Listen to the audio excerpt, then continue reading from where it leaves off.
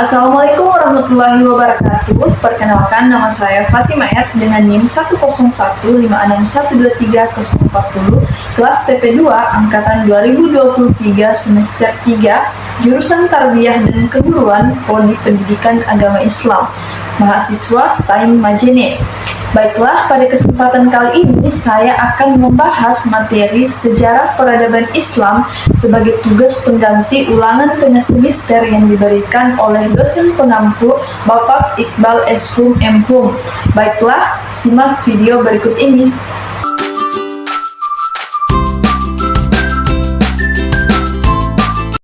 Baiklah, yang pertama yaitu jelaskan secara bahasa dan istilah pengertian sejarah menurut para ahli.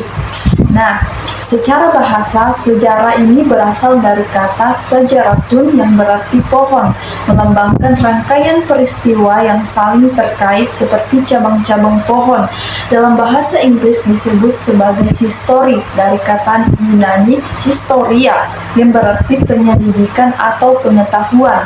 Nah, adapun istilah menurut para ahli, yaitu yang pertama yaitu menurut Ibnu Khaldun, sejarah adalah catatan tentang umat manusia atau peradaban dunia mengenai perubahan-perubahan yang terjadi pada watak masyarakat. Kemudian menurut Herodotus, sejarah adalah kajian tentang peristiwa masa lampau sebagai upaya untuk memahami kejadian-kejadian di masa kini.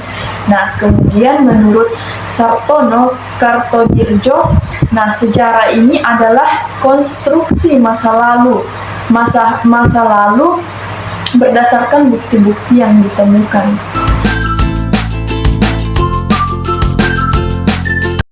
Nah, kemudian yang kedua yaitu jelaskan kondisi sosial dan politik bangsa Arab sebelum Islam. Nah, yang pertama yaitu kondisi sosial bangsa Arab sebelum Islam. Nah, bangsa Arab ini dikenal dengan istilah jahiliyah, di mana masyarakatnya ini tidak memiliki panduan moral yang kuat. Kemudian banyak terjadi perbedaan status sosial antara suku-suku, budak dan wanita tidak diperlakukan dengan adil. Kemudian masyarakatnya juga ini mempraktikkan penyembahan berhala, di mana Ka'bah dipenuhi ratusan berhala.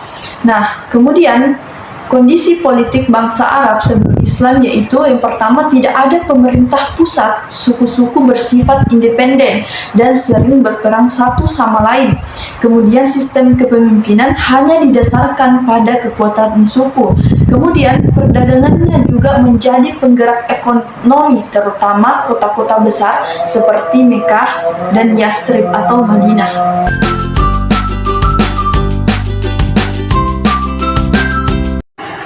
Nah, kemudian yang ketiga yaitu jelaskan kemajuan yang dicapai umat Islam pada masa Khalifah Umar bin Khattab. Jadi, ada beberapa kemajuan yang dicapai umat Islam ini pada masa Khalifah Umar bin Khattab. Yang pertama yaitu ada ekspansi wilayah, di mana kekhalifahan ini berkembang pesat dengan meliputi wilayah Syam, Persia, Mesir, dan Palestina. Kemudian yang kedua yaitu ada administrasi pemerintahan, di mana pendirian lembaga dewan untuk mengatur administrasi keuangan negara, serta adanya pembentukan sistem pos dan penanggalan hijriah. Kemudian yang ketiga yaitu keadilan sosial, di mana reformasi agraria seperti pengelolaan tanah-tanah taklukan untuk kesejahteraan rakyat.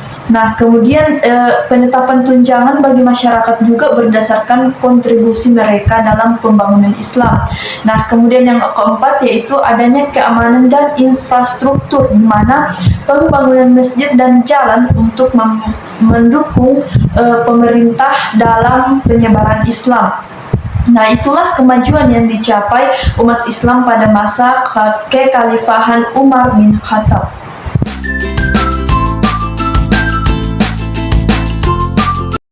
Kemudian yang keempat yaitu latar belakang terjadinya Perang Siffin. Nah, Perang Siffin ini terjadi pada tahun 657 Masehi yang merupakan salah satu konflik besar dalam sejarah Islam yang terjadi antara pasukan Khalifah Ali bin Abi Thalib dan Muawiyah bin Abi Sufyan. Latar belakang utama perang ini adalah konflik politik dan perpecahan dalam umat Islam setelah terbunuhnya Khalifah Utsman bin Affan. Nah, berikut penjelasannya yaitu yang pertama yaitu pembunuhan Khalifah Utsman bin Affan. Nah, Khalifah Utsman bin Affan ini dibunuh oleh sekelompok pemberontak pada tahun 656. Pembunuhan ini menimbulkan keresahan dan perpecahan di kalangan umat Islam. Banyak yang menuntut balas atas kematian Utsman, terutama pihak Bani Umayyah yang termasuk dalam keluarga besar Utsman. Kemudian yang kedua yaitu pengangkatan Ali bin Abi Thalib sebagai khalifah. Setelah Utsman wafat, Ali bin Abi Thalib ini diangkat menjadi khalifah. Namun pengangkatan ini tidak diterima oleh semua pihak. Muawiyah bin Abi Sufyan sebagai gubernur Syam sekaligus sepupu Utsman menolak memberikan baiat kepada Ali. Ia menuntut agar para pelaku pembunuhan Utsman segera dihukum sebelum ia mengakui kepemimpinan Ali. Kemudian yang ketiga itu perselisihan politik dan kekuasaan, yaitu di mana Muawiyah menggunakan tuntunan atas keadilan untuk Utsman sebagai alasan politik untuk mempertahankan kekuasaannya di Syam.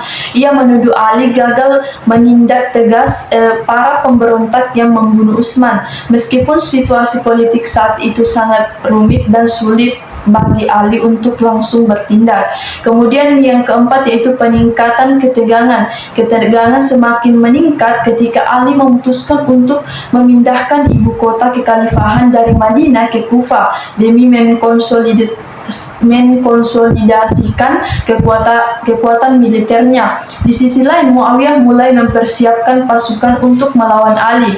Kemudian yang kelima yaitu pertempuran di Siffin. Perang Siffin terjadi di wilayah dekat Sungai Efrat yang kini berada di Suriah. Pertempuran ini berlangsung sengit dan melibatkan strategi militernya yang konflik. Akhirnya ketika pasukan Muawiyah merasa terdesak, mereka mengangkat mushaf Al-Quran di ujung tembak sebagai tanda ajakan perdamaian melalui tahkim. Baik, itulah latar belakang dari terjadinya perang Siffin.